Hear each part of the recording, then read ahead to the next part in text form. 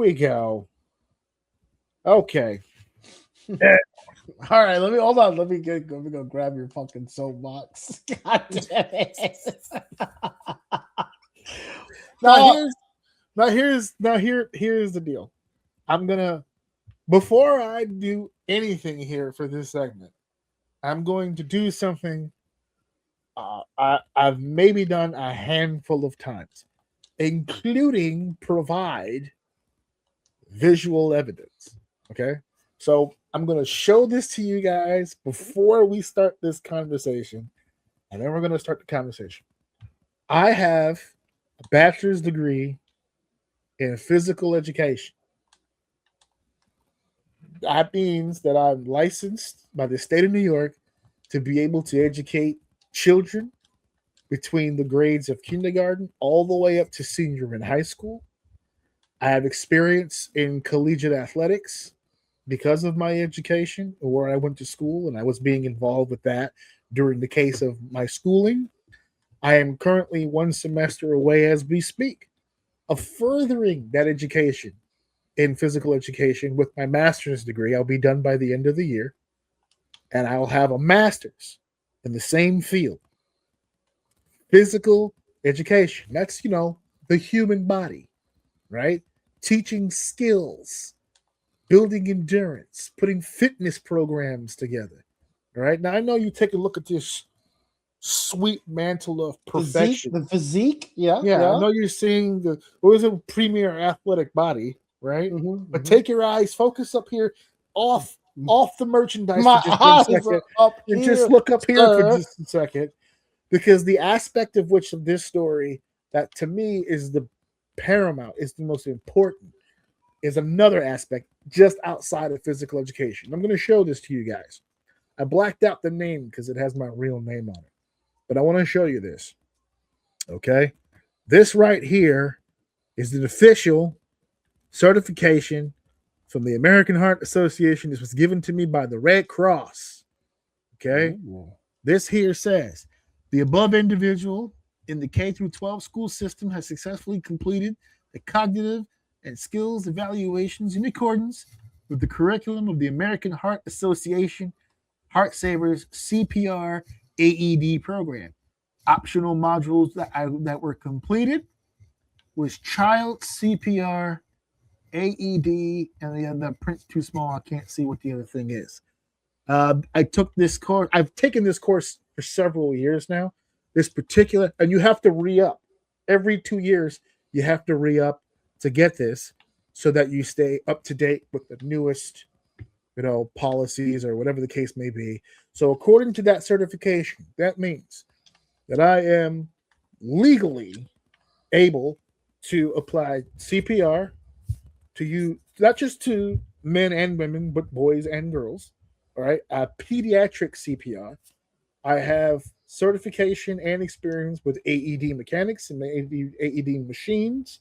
Okay, and so what I am about to tell you with this next segment comes from a place of expertise. Okay, I've been doing the physical education now for over 10 years, and I have been doing the Red Cross certification courses also for over 10 years. So, what I'm about to tell you is coming from a place of both sympathy and experience.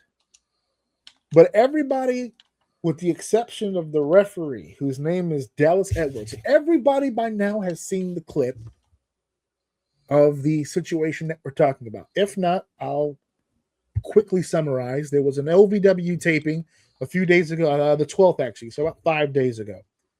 And there was a match between two individuals with a referee, obviously. And there's a spot where the smaller guy, and for the record, I won't be using any names other than the referees' names because they're already being harassed as it is. And I'm not against them being harassed, for the record. Everyone understood the assignment, so there's no need for me to throw my name in the hat. I love kicking a man when he's down, but he's already got the boots already stuck to him, so I don't see a spot for me just We're yet. spectating at this point. We're Yeah. spectating. All right. So everyone who's already kicking their asses all over the internet, continue to do so. Right. So The referee is watching, doing his job. He's in the middle of this match. The younger, he probably is younger. The smaller wrestler goes to the top rope. Looks like he's going to execute some sort of top rope move to the bigger gentleman. He comes off the top rope. Bigger gentleman moves, and the idea is that this is going to be a ref bump. He hits the referee as stiff as a motherfucker can possibly be hit, and this guy hits the ground and is out. Or so we thought. He's out, but his brain is in full motion, just in the wrong direction. So he takes the bump, and initially the guy who hit him, the guy who came off the top rope, leans in to communicate with him to try to talk to him to see what's going on. The other wrestler, the opponent, comes and grabs him. I'm assuming there's no communication. They just start running spots while the referee is down. Now, while they're doing these spots, the referee is not just down. He's full on seizing. He's having a seizure, complete with shaking body, shaking legs, his stiffness. He's out. His brain is literally, no pun intended, spazzing. Literally having spasms, right? He's out. And these guys are running spots. They're taking bumps. At one point, the bigger wrestler in question looks down, sees that the referee hasn't moved yet, and proceeds to not only move him to the side, but he's nudging and kicking with his fucking feet to get this guy to the other side of the fucking ring so they can run their angle right now with another guy who I guess supposedly is a teammate of the big guy, and he comes in and he tries to throw a shot at the smaller guy. He moves and he hits his partner. The old classic, oh no, I fucked up routine. Meanwhile, the referee is going through the fight of his goddamn life. And so they're running all this back and forth, and then all of a sudden, out of nowhere, after about a minute or so, maybe actually a little north of 2 minutes, the camera starts to shift to the left a little bit, and personnel comes to the ring. Now, the camera does not catch exactly what personnel came to the side of the ring. We don't know if it's medical personnel. We don't know if it's people from the back working the show. I can tell you right now, it's nobody from ringside because he'd been shaking for a while. So somebody who's working the camera, somebody who's eyeing the screen, who's keeping an eye, I'm not going to say in the truck because I don't know if they have a truck. It's probably some section in the backstage area that's monitoring the actual show live as they air it. And they took the camera off the guy. Some personnel came, and it led to a complete freezing of everybody in the ring. The crowd started taking it far more serious because the crowd didn't even react like he was out. They were still watching the spots. And the announcers kind of cut away to it and had a sign off for it so that they can get off the air and get Dallas the medical attention that he needs. Now, as we continue with this story, an update, because in my opinion, that is first and foremost of this conversation. What is the well-being of the individual in question? Mr. Dallas Edwards. He is okay. He is fine. He has not suffered, that we know of, any long-term damage. He did receive a concussion, obviously, and it was a nasty concussion, can cause seizures if it's strong enough of a concussion. Concussions have different symptoms. You can become lethargic. There could be dizziness. There could be shortness of breath. But if you get hit hard enough, a seizure is definitely on the fucking table. I don't know if he's epileptic because of just based on the sensitivity that epileptics usually tend to have with surroundings and lighting in that particular building. I'm assuming the entrances with the lights and the screens and stuff, if he was an epileptic, that would have been an issue before this night. So I don't think he has a history with epilepsy. Again, not a medical profession. The doctors would know more. But I think based on what I saw, it was a full-on seizure from the systematic damage he took from the knee, from the hit that he took, not just from the strike, but then landing on the ground, basically, essentially, head first. And that could definitely cause a seizure. Now, to the wrestlers in question, they're the ones who are taking the absolute most heat. That to an extent, I don't think they should get all of the heat here. They have their fair share coming to them. Because if I'm not mistaken, the big one was the one who took the social media defending himself and using the excuse of, well, I didn't know he was having a seizure, which would make you a fucking idiot. To see someone have the mannerisms that he has and not fucking assume that something was wrong, it makes you a fucking idiot. And I would like to call bullshit. Because when he kicked him, when he moved him with his foot, he looked at him. He looked down and he mushed him over. You can't tell me you can't see a seizure from that moment. But what he did after proved to me that it was a bullshit comment to make, because he nudges the guy, he kicks the guy over, and it's not a spot that he does. It's an angle.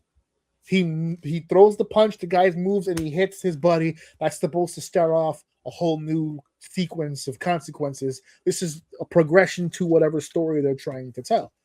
So he looked down at the referee, having a full-blown fucking seizure. Get out of here, in the way. Decided in that moment it was more important to him to get the angle off than it was to protect what I can only assume when that show was over he referred to as friend. Which, that's a pretty steep assumption. You don't just assume just because they work together they're fucking friends. I have heard people say some wild shit when they injure someone else. All of a sudden, I wouldn't have hurt him on purpose. We're friends. All of a sudden, right? All of a sudden, I'm with you. I heard that. All of a sudden, hey, I got no reason to hurt the guy. You know, I'd we do go anything too to save my ass. Yeah. So and to the little one who jumped on him and made a connection, I don't want to hear the excuse. Well, at least he checked on him. If he checked on him and he didn't, he should have related when he got grabbed. When they went down, he should have called something right there. Hold something. Put me in a headlock. We need to talk. Put me in a headlock. Yeah, this man is dying. We got. Yeah, this man is in trouble. There was no care for the situation at all whatsoever. Yeah. So you're probably saying to yourself, "All right, AJ. So who's at fault here? Where does the buck stop when something like this happens?" Right? Technically speaking, despite all of the anger, this was actually an accident. Nobody involved was trying to hurt anybody. Yeah. The anger is for the negligence and for the ignorance, but it's not because of the intent, right? So in a situation like that, when you have a company where there's an accident and there's no protocol in place and there's no backup plan, and the people involved in the situation, there's no instinct, there's no second nature. So I have to, as a person who has spent a lot of time in business, I go to the top, and that's Mr. Al Snow.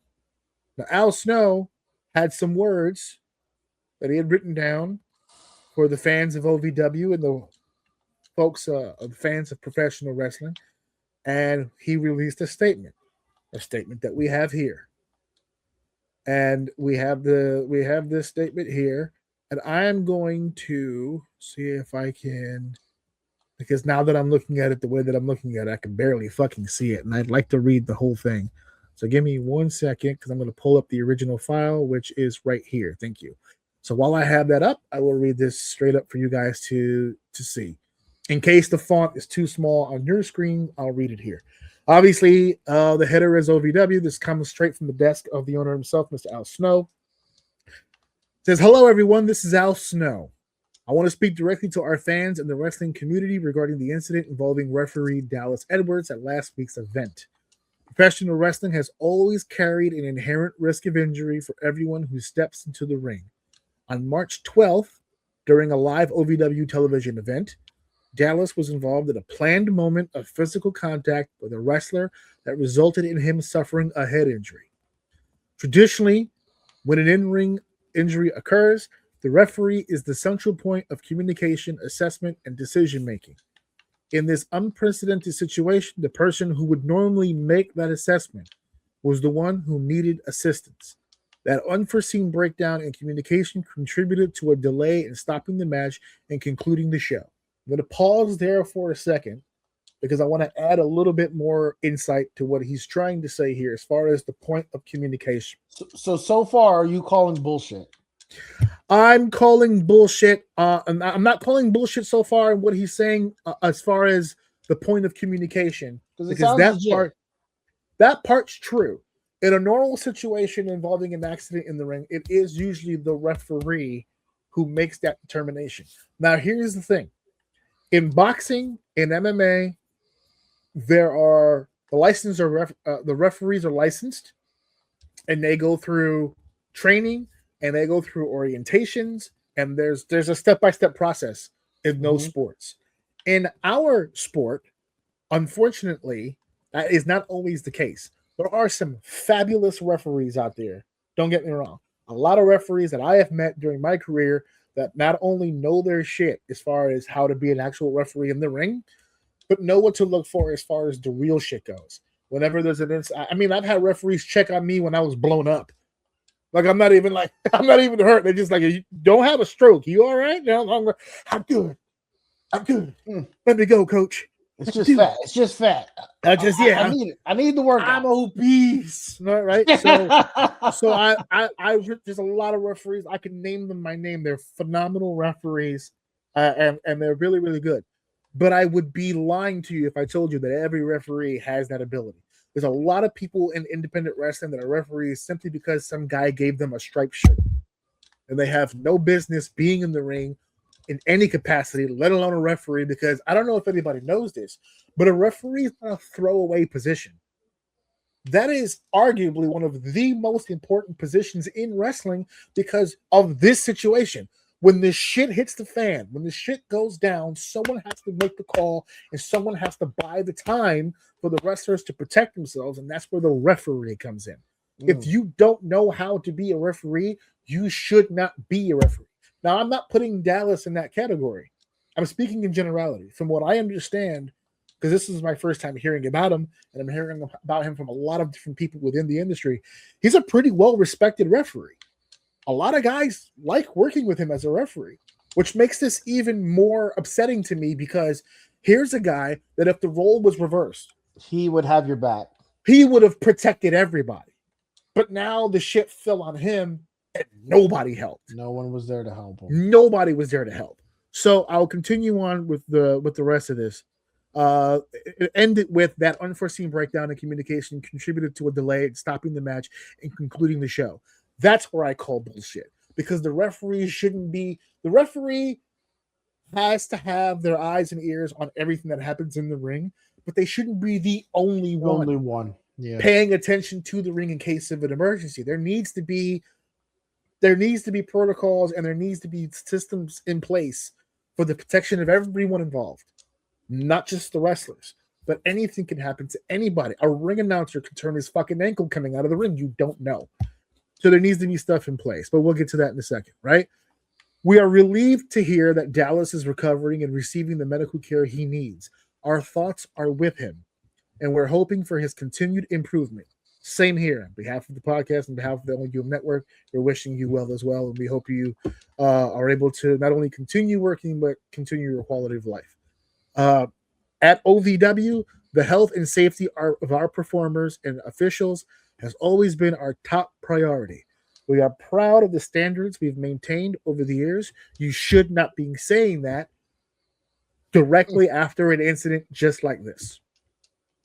Now, if he'd have said it on March 11th, what a comment to make. All right, I'm glad you're looking out for the boys. But you're writing this letter because you didn't look out for the boys. People who protect their talent don't write letters like this. So that's not true. It's just not. They just proved it.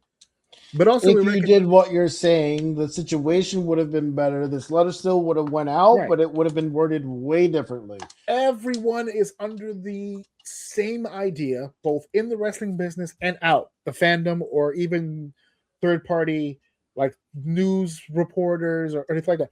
Everyone is of the agreement that this was a complete accident, that this was not a situation that could have been avoided. It was just bad timing on a knee, and it's just shit happens. That part is true.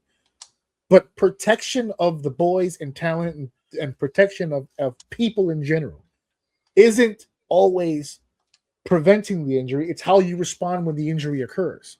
And you didn't respond.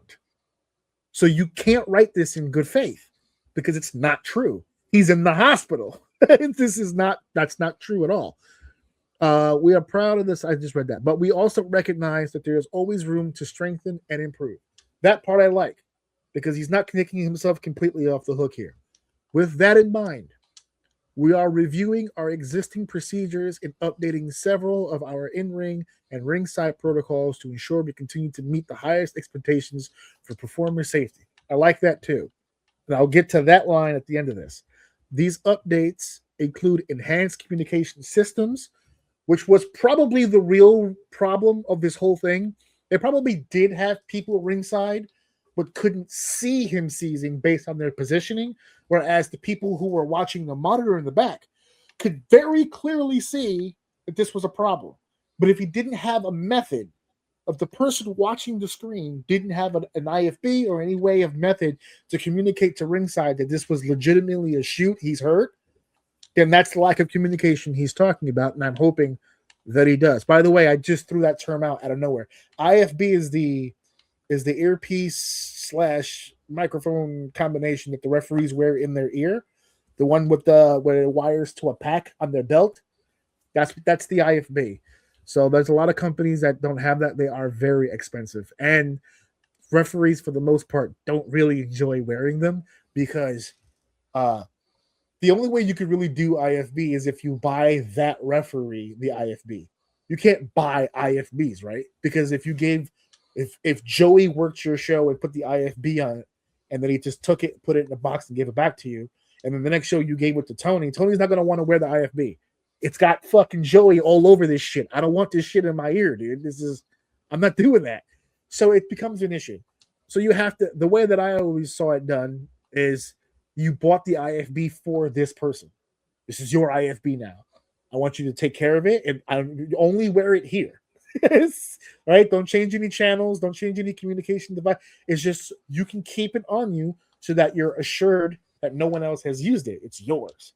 But just make sure you take care of it and you bring it here. If you lose it, break it, I'm gonna have to charge you for it. But just for your safety, you can have it on you and bring it to the show so that you know it's yours.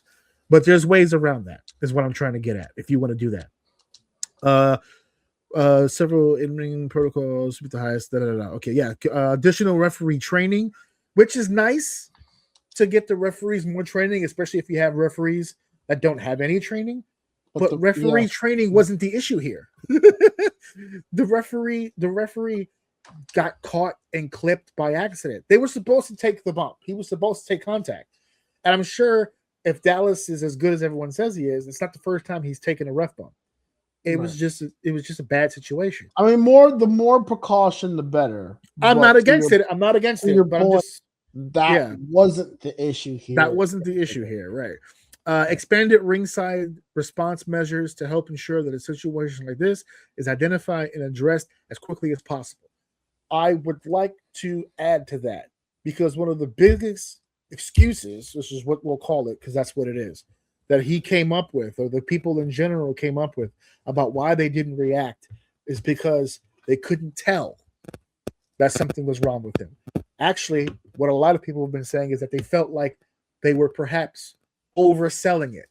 They just thought he was overselling it. Like when Devon sells with the seizure like that. When Devon sells, he's mimicked that kind of activity before. So at one point, there were people ringside that were saying that he was kind of getting angry. The bigger wrestler was kind of getting angry with him. Like, what are you doing? Like, move, you're in the way. Like, they get mad at him. Like, if the wrestlers can't identify it, that's one thing. They're in the heat of whatever the fuck it is they're doing. But somebody ringside has to see something, right? So I like the fact that it's like to have it identified and addressed. Because even if he is overselling, because I've heard people use that excuse, well, if he's overselling, ask. You can ask. You walk up. If he's selling as a work, but he's selling like a seizure where he shakes, work with him. Dive. Make it, treat it like he's really seizing, and then ask him, are you good? You all right? And most people who are working right in the middle of their shtick to, I'm good, just back up. And just, you get a response. You're fine. But if he's seizing and you go in and you go, are you good? And he goes, you know he's not working. Do not side on work. Always side with shoot and wait for them to confirm the work.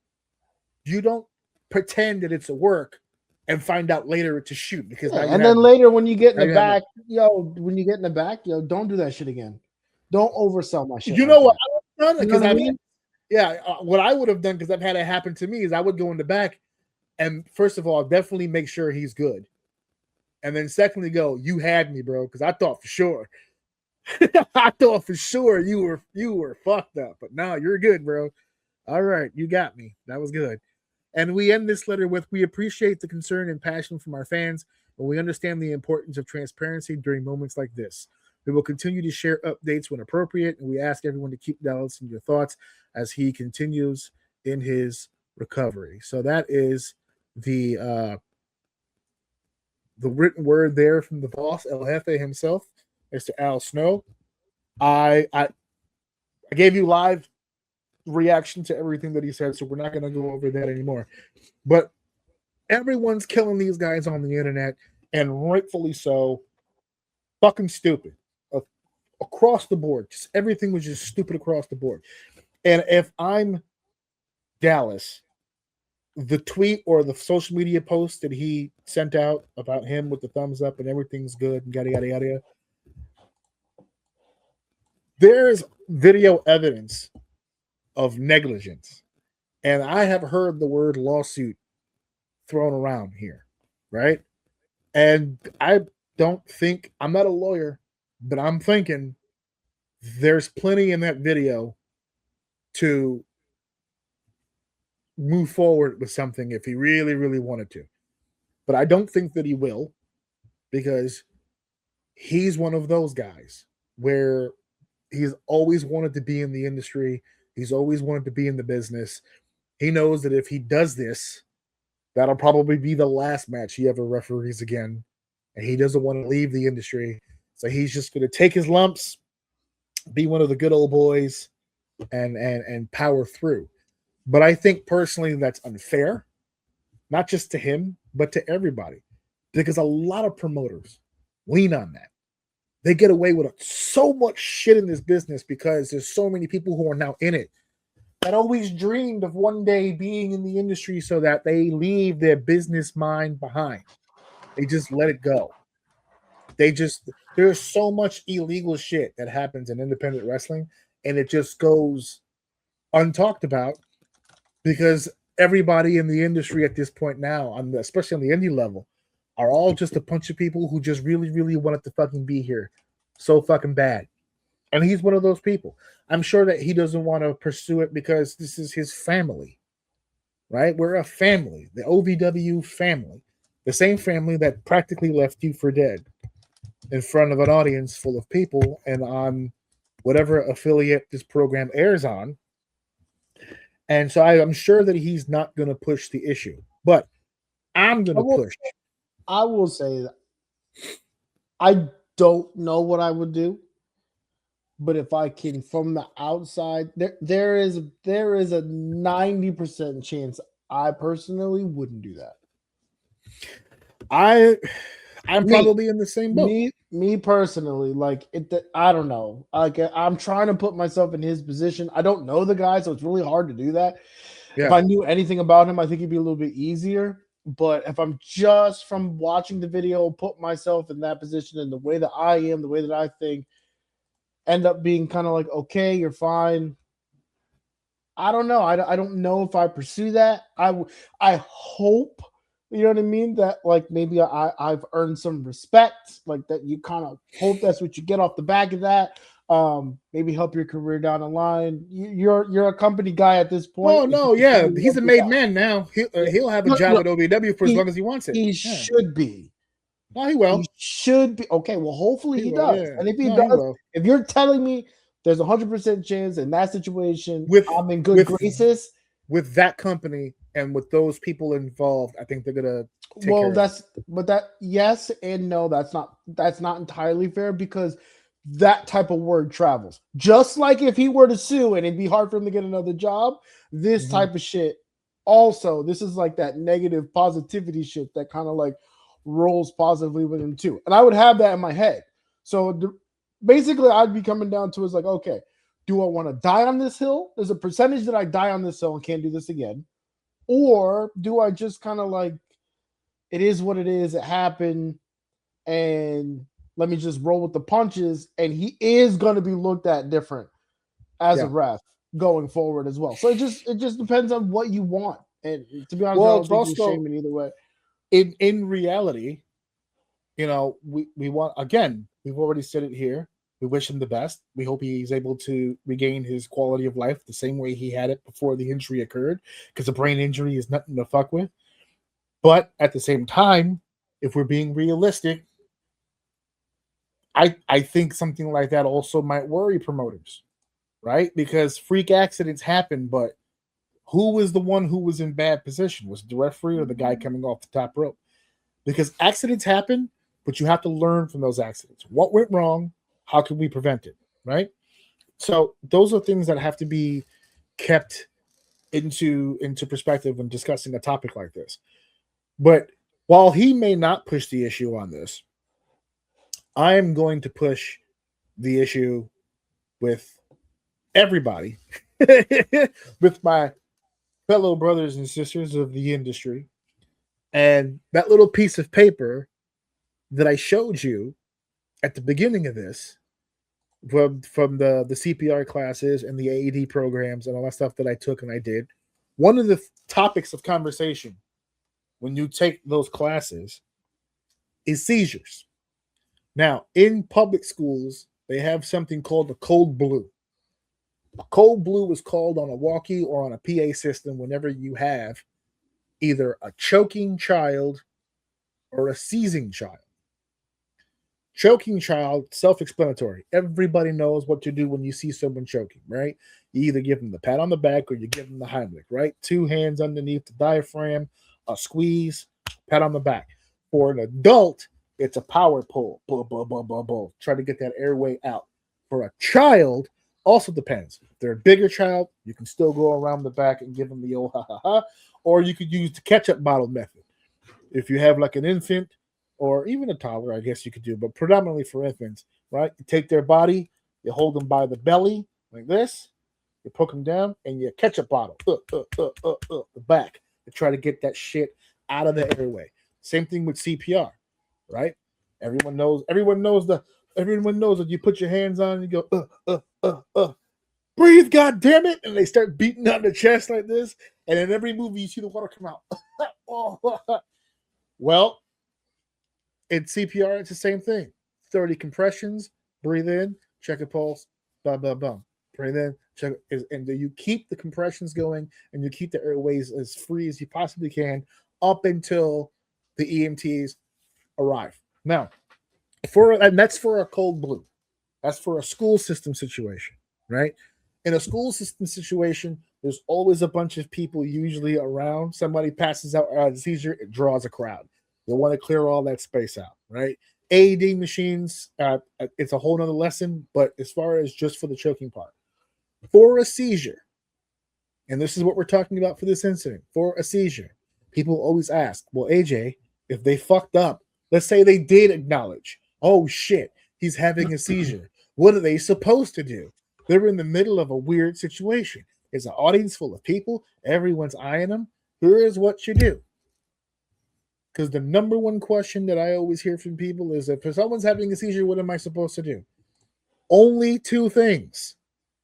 That's it. One of them you do. The other one you don't fucking do. That's it. You do. These are the only 2 things you have to worry about. Because you cannot stop a seizure. Once a person is in a seizure, that's it. Buckle up, bitch. You're in for the ride. That's it. There's nowhere to go. All right. So when someone is having a seizure, let me guess. Is it? Well, no. See, I feel like I'm mixing something. Go ahead. Go. What we got? It's not. It's not. It's not move them to the side, is it? Yes, it is. Oh, okay. It Okay, is. because you don't want them to First- swallow their tongue, right? And that's number 2. So, first step, you turn them to their side. Okay. Now, in this particular case, there's no injured arm because normally when a person has a seizure, they're standing up when they have it. No one's standing and goes, uh-oh, I better sit down. I'm about to have a seizure. They usually just have a fucking seizure, which means they fall. If they fall and injure a particular side of their body, you put them on the side that's not injured. If there's no injury, if they happen to fall correctly or you caught them or whatever the case may be, pick any side you want. It doesn't really matter. You put them on their side. The one you just said is the second thing you don't do, which is everyone always says, oh, they're going to swallow their tongue. They can't swallow their tongue. Not an option on the table. It will look like it because of the way that the body is. What you're seeing is muscle spasms. The whole body's doing it, but the tongue is the most visible, so it freaks people out. People have done things like put shit in the mouth. The old school that put a wallet in his mouth so he could just bite on the wallet or whatever. No, you don't need to do any of that. It's going to suck. It's going to hurt. And when the seizure is over, a seizure is like every muscle in your body all locking up all at the same exact time. So when the seizure is over, they're going to be winded. They're going to be tired. It'll be like they just ran the fucking 10K. It's like an exercise all at wild, the same time. A wild cardio experiment just took place right now, right? So you do what you don't do, and this is the most common one, is that people would tend to put their finger in the mouth to prevent the tongue from going back. You will bite the shit out of your finger. You will lose your finger quick, fast, and in a hurry. And now they're not gonna choke on their tongue. They're gonna choke on your finger because your dumb ass put your hand in there for no goddamn reason. You don't do that. Okay. What you want to do is one person comes to the person on the ground. You make sure they go on their side and you keep them there because they're locking up. They don't have full control and balance. So you got to balance them for them. The reason why you turn them on their side is so that no, they can't swallow their tongue, but the mouth still has fluids. God forbid they have a seizure while they're eating or whatever the case may be. There's stuff in the mouth that can choke them. The last thing you want to do is to have a person have a seizure in the middle of a room and drown, which is possible. Okay. Yeah, so you want to turn them on their side so gravity helps, keeps things limited to the side, and then you could wait it out. Okay. Pro tip: if somebody's having a seizure, time it. You want to time the seizure. You want to know exactly how long they're seizing for. When they're in the middle of a seizure, you or another person who's with you, if there happens to be other people, can time it. Let them count. They could use their phones, whatever the case may be.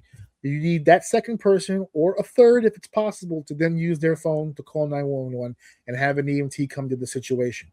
When the EMT comes to see the situation, by the time they get there, the seizure is usually over.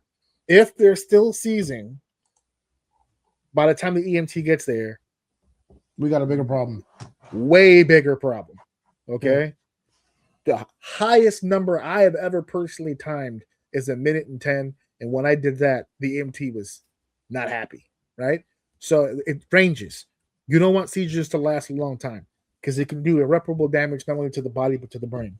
So you don't want a long seizure, but there's nothing you can do about the seizure. You got to ride this bitch out. Right. So after the seizure comes to an end, you roll the person back onto their back.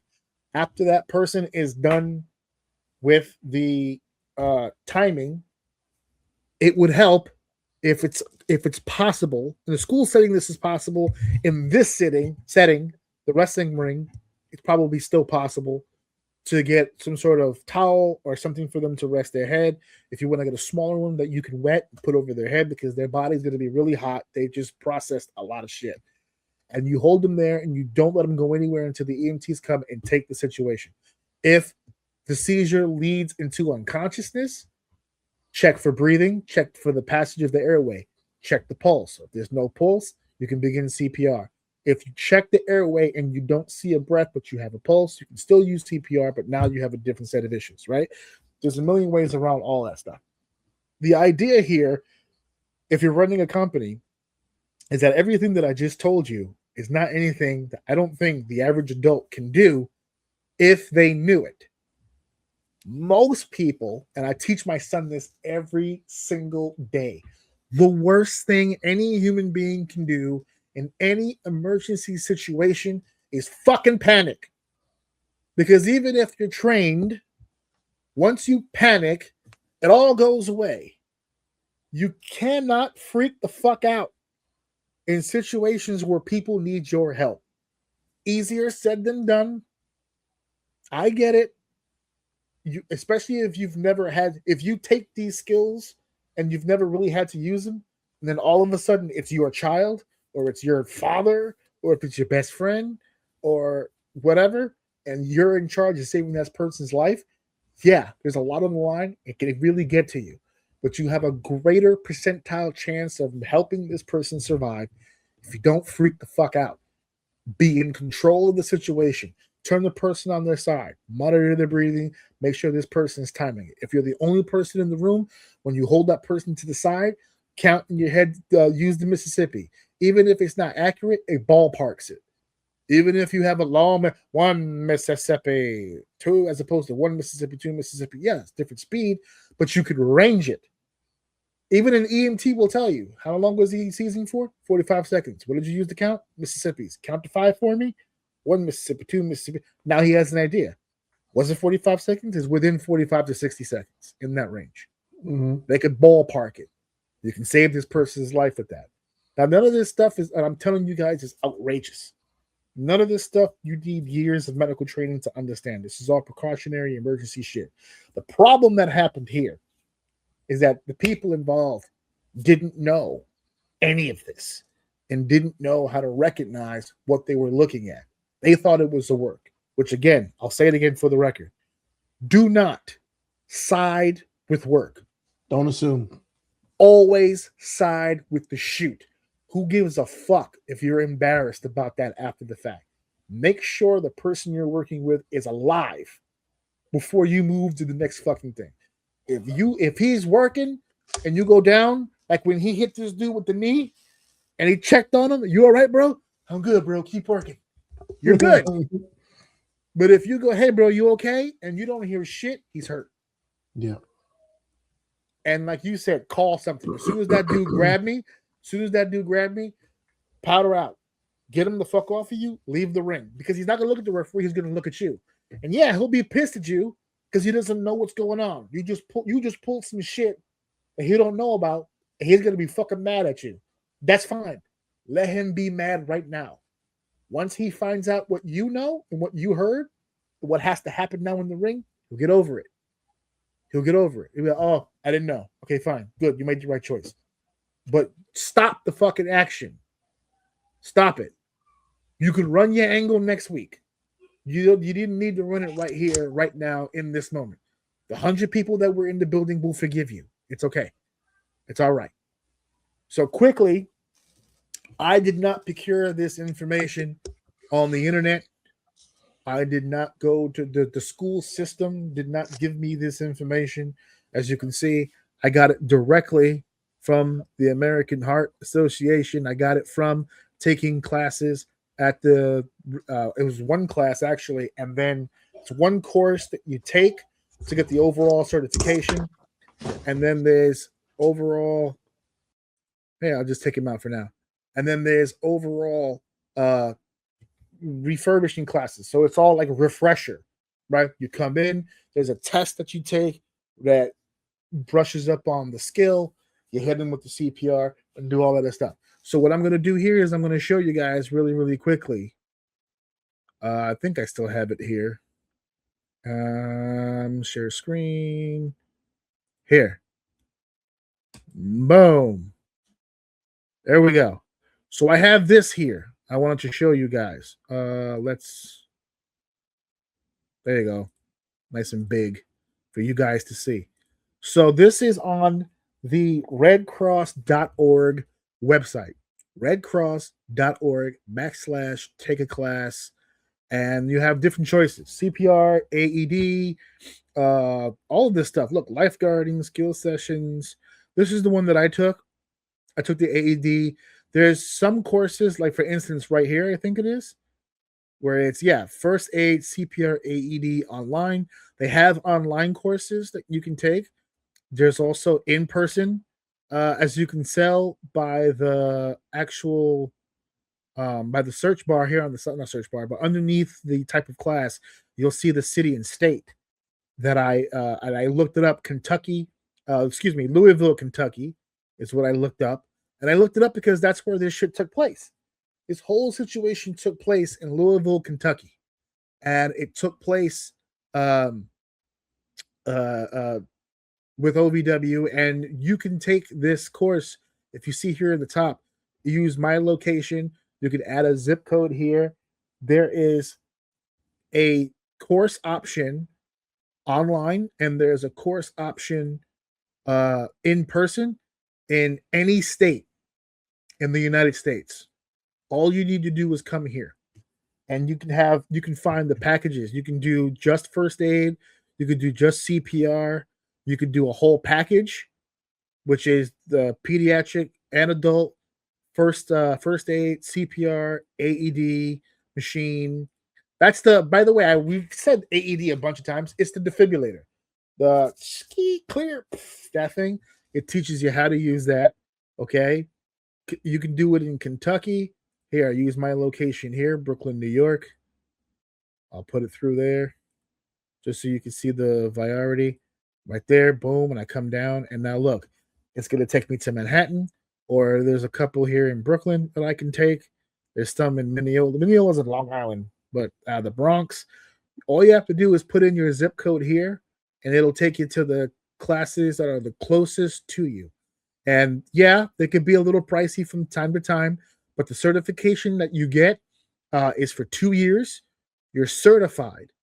You're certified to take these classes, and you're certified to use the skills. So in case of an emergency, if something happens, forget wrestling for just a second, even if you just go to like the corner store and somebody all of a sudden starts to have a seizure and they fall down, you're able to help this individual make it to the hands of a trained professional like an EMT or a police officer or a firefighter that has more health and first aid training, and they can take over the scene for you. But you can possibly be a life-saving individual with these skills. It's not going to cost you a whole lot of money, and you can even do it online, or you can do it in person. I prefer in person because I want to get like a more in-depth like feel for the actual for the CPR and have questions or whatever the case may be. Online will give you the same materials, but they won't be able to really test you the way that, you know what I mean, that you will really be tested. And it's useful to do that because when you go back for those refresh courses, when you come back and you get tested again to keep up on your skills, it's good to already kind of have the physical motion and everything like that. So I'm giving this information for people out so that you can avoid being in this position. To me, that's really what it really comes down to. I don't want you guys in this position. I don't want you guys to have to worry at all about, hold on a second, let me take this out. There we go. I don't want you guys to be in a position like this, where this could, Dave made a good point earlier. It's lofty to assume that because they work in the same place that they're friends. But at the same time, let's just pretend that they are, right? Let's pretend that you're working with some individuals that are your friends, that are people that are close to you, and they're having a seizure. They're in a medical emergency situation. You could stand there and do nothing because you don't know what to do, or you can spend, like I just showed you here, $80 and learn the skill set that might be able to save your friend. Everybody's online killing these individuals, and again, I don't have a strict problem with anybody being chastised or criticized for behaving that way while somebody's going through an actual living, breathing medical emergency. But I don't want to just kick someone while they're down and then go about my business. Like I said at the beginning of this, I don't mind breaking you down so much as I like also bringing you back up. Okay? We could avoid situations like this by taking some initiative. As I said in my Facebook post, do the work. This is the work. This is not only life-saving for you, it's life-saving for the people around you. Don't get put in a situation where you're going to be asked out. and in a situation where you don't have the skill set or the capability of being of use. The referee is supposed to be the one that communicates the issue. The referee is supposed to be the one who sits there and communicates with individuals as far as the matches are concerned. But with this website, if you go to the Red Cross and you take these classes, which are the same classes that I took, that got me that certification I showed you at the beginning of this segment, and I've used these skills more times than I'm actually like proud of, because to use these skills, that means somebody's in a real bad situation. I'm glad I never had to use them. I'm gonna be honest with you.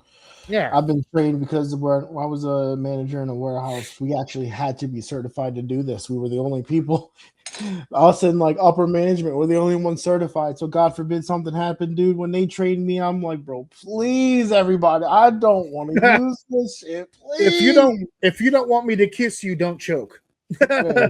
Hey, you stepped out for a second, but I literally just showed the Red Cross website where I got the certification and stuff. You could do $40, take a first aid class. You could do $80, combine it with a CPR. You could, if you've got that kind of cash and you really want to be on top of it, the $200 gives you the whole shebang, the AED, the first aid, the CPR. It's going to tell you more information about the seizures that I just mentioned, choking victims, the whole shebang. All you need, and those licenses, those certifications are good for 2 years at a time. 2 years at a time, and then you got to take it again just because there's some new information that got discovered along the way. If you're a ref, it's good to have, man. They depend on you. I mean, I was just saying this once you stepped out. Everybody. I don't give a shit if you're a ring announcer. I don't give a shit if you're a referee. I don't give a shit if you're a wrestler. I don't give a shit if you're the ticket taker.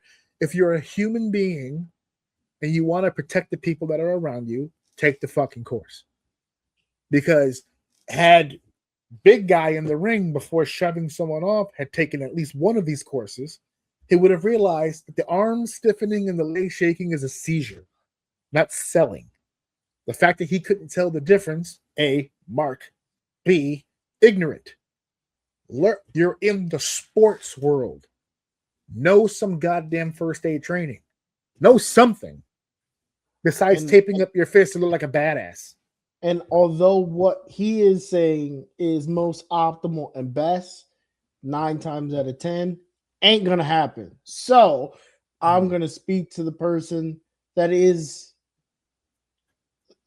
willing to take the initiative. If you've been thinking about it, or at least open to the idea after hearing this conversation, please go. Because if you're in a room full of 50 people, you're probably going to be the only motherfucker in that room.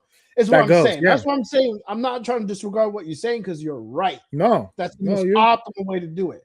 If you're in a room right now full of 50 people, none of them got it. So if you're at least interested or whatever, just it will make you feel better, because although I trust myself when it comes to like fight or flight situations, I get weirdly calm with shit. I don't know. It's weird. Like, no, I got it too. Don't worry about it. Yeah. When I think about it, I get stressed out. But when shit starts happening, like, I get weirdly calm and I just try to like whatever. So I don't even want it to happen. And I have confidence in myself that I will be able to recognize and at least try my best to help. If you're someone who's afraid it might happen and you're uneducated, but you have a fear of not helping or sees, go do it. It's really not that long. It's great information to have, and you could save someone's life or your own. So, and if there's a person who doesn't want to take the course because let's say they don't have the money or the time, you took the course. Tell them how to save your life. Hey, if this ever happens, bro, right here. Put it right fucking here. If this shit ever happens to me, fucking right here, man, just fucking do it. And it only takes one. It's another incentive to do it, especially if you're this type of guy. I'm kind of this type of guy, so if you're that type of guy too, you could be afraid to have to deal with this stuff because it is kind of scary to make sure someone is good and that onus kind of lands on you. But it takes one person in the room with confidence to change the whole energy in the room. right? Yeah. It could go from complete panic to like, oh shit, okay, let's follow this guy. He knows what the fuck. Give me a towel, get him to the side, move away. Can you time this for me? I'm gonna watch him. I'm gonna watch his. And now they're like, all right, they're following you. Like, if you're okay being that guy, be that guy and hope you never have to fucking do it your entire life. But if you do, you're gonna save someone's fucking life. And this shouldn't be the incentive, but if you do become that guy, you're gonna get more bookings. Every promoter is going to want 100%. No, it should be the incentive. If I have one spot left and I have two refs and they're fairly decent, let's say one's slightly better than the other, but one I know is CPR trained and maybe has an experience or two being able to handle that high intense situation, I'm going with the guy trained. Yeah. I am. So again, it sounds very niche. It sounds very unlikely, but always, especially if you're that guy they're leading on, always give yourself that competitive edge to be. You're the referee, you're the healer, you're the person in there taking care of everybody and making sure you're the composer of this opera. You know what I mean, or of this orchestra. So if you don't have all the tools, then you're not going to be able to take care of everything. And I'm telling you, if not for other people, do it for yourself. So when it happens, you ain't fucking, you know what I mean? You don't get caught up doing the wrong thing. And now you're like getting dragged through the mud and shit like that. So. Yep. So there you go. We're going to go ahead and take this down. And listen, we did all that without shouting. You see that? Everybody's out here losing their goddamn minds over the whole goddamn situation. What they did was fucking stupid. But you gotta help them. You gotta help them. They're still gonna be getting booked no matter what. They're gonna be out here working. So it's unfortunate, but in reality, this is how people learn, and thankfully it wasn't at the cause of a death in order to learn some shit. So hopefully all these people grow from this. This is a very optimal situation, learning situation. So yeah, hopefully Al Snow does what he needs to do over there. This should have been a scare and a half for your ass. Like this. Yeah, this is a wake-up call. You ain't listening. If this happened on the 12th, I'm hoping that the facility had a meeting on the 13th. This cannot happen again. We cannot experience this again. So I hope they do. For the most part, I do like everybody involved. I don't know the individuals specifically within the ring, but the people who are higher up in OVW, I've been fans of for a while. I do still to this day wish the best for the company, but this goes to every company. You gotta fix this.